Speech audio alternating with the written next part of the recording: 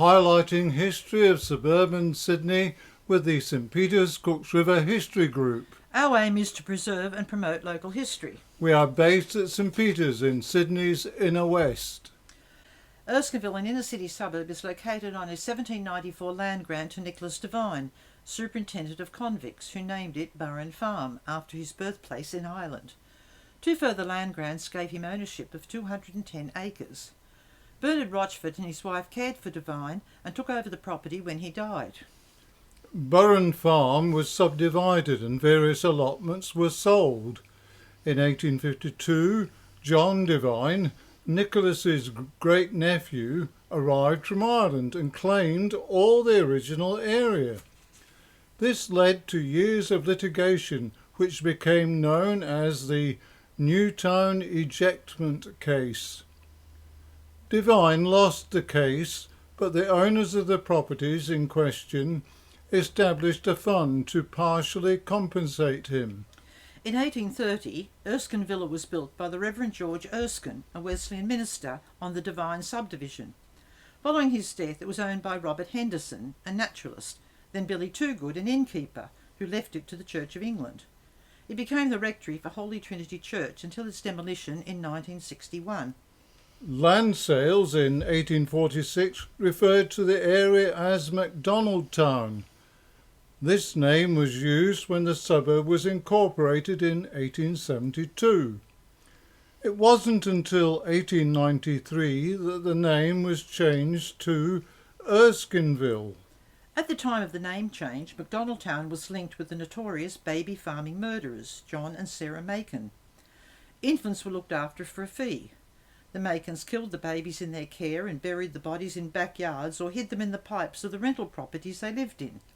The mothers were still regularly paying for the care of their dead children. For their crimes, Sarah spent 19 years in jail. John was hung at Darlinghurst Jail. The original Erskineville station opened in 1884 as part of the construction of the Illawarra to Hurstville line. It was situated on the north side of Erskineville Road. A new station, constructed on the south side, opened in 1912. Today, near the station, is a mural portraying Shane Fitzsimmons, a former fire commissioner. The original Holy Trinity Church was in George Street. In 1885, a new church was built in Toogood Street, today's Rochford Street. The old church was sold to the Roman Catholics, who established a church school there. It was sold to the Railway Commissioners in 1911 to enable the expansion of the railway corridor at Erskineville, and the present St Mary's Church was built on Swanson Street.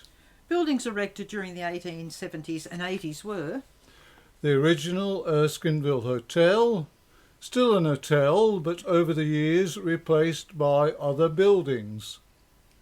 A public school was opened in 1882. A post office was located in a store on Rochford Street. A new post office was afterwards built on Erskineville Road, today no longer used for that purpose. Victoria Terrace in Charles Street, built in 1883. With the widening of Erskineville Road, the original town hall was demolished and replaced in 1938. The 1881 Imperial Hotel was rebuilt, as was the 1870s Rose of Australia Hotel. The 1880s Cosmopolitan Hotel was on the corner of Albert and Charles Streets. In 1946, the licensee, Dorothy Hartigan, was the first single woman to obtain a publican's licence. Today it is a private residence. In 1885, 22 acres of land was proclaimed Macdonaldtown Park. It was changed to Erskineville Park when the name of the municipality changed. In 1937, the park was taken over to build model housing. The oval was reconstructed. The residue of just over 2 acres was returned to the council in 1955. Harry Noble Reserve was named in 1960. Noble was an Alexandria alderman and member of State Parliament. The bowling club was built in 1956. From 1903, Australian rules football was played for over 80 years at Erskineville Oval. During that time, it was the major ground for local and interstate fixtures. Rugby league has been associated with the Oval since 1913.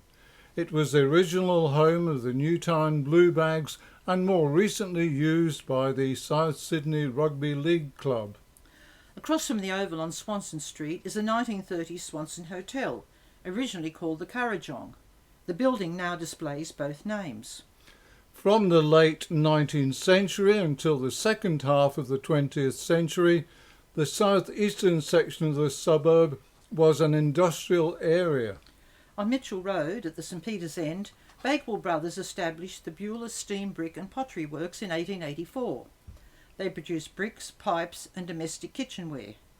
Operations ceased in 1955. War and Josephine occupied part of the site when the company moved from St Peter's. The Federal Brickworks were established in 1890. Metters Limited moved from Newtown in 1907 and operated on a 26-acre site. The company was eventually employing over 2,000 people and produced baths, basins, sinks, gas and electric stoves, cosy heaters and commercial cooking equipment. It was acquired by Email in 1974.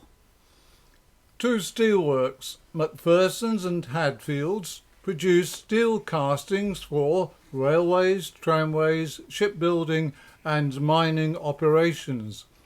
Both companies produced steel components for the Sydney Harbour Bridge. The Hadfield Steel Works occupied 4 acres from 1915 until the 1970s. The area later became light industrial, with warehousing, transport and service businesses. A fire station built in 1908 stood on Mitchell Road near Erskineville Oval. A bootmaking school officially opened in 1908 in the former Walters Boot Factory. It was one of a collection of trade schools established by the Sydney Technical College. The school was transferred to Ultimo in the 1940s. The cottages and rows of terraces that dominated the suburb were the homes of workers. Erskineville was a working-class suburb. During the Great Depression, 143 Union Street was the scene of a battle between unemployed union squatters and the police. On June 19, 1931, more than 40 armed police marched on the house to evict a group of 18 protesters. The squatters, armed only with bricks, were eventually dragged from the house. The Erskineville Public Housing Scheme was inaugurated on the western end of Erskineville Park as a response to the problem of slum clearance in the inner city. Erskineville houses were described as slum buildings, badly built, poorly ventilated, with crude sanitary arrangements, and few of the kitchens had running water. 16 blocks of flats and the Lady Gowrie Childcare Centre were built on part of the park. Built between 1938 and 1956, the 2-storey estate was a model for Housing Commission developments.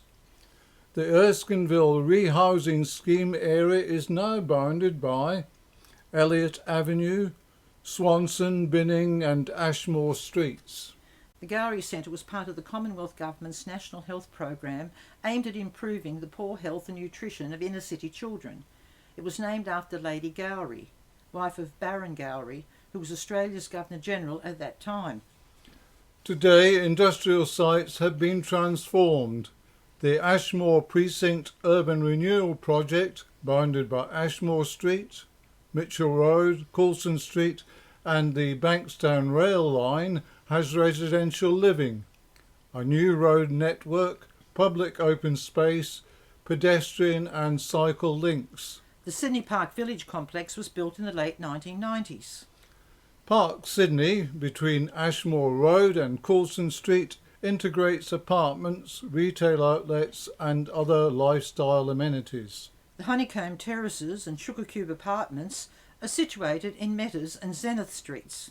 Today, Erko, the former working-class suburb, has a village-type atmosphere with a small shopping strip around the railway station and several popular bars and hotels. If you have enjoyed this video, subscribe to our channel. It's free. Coming soon.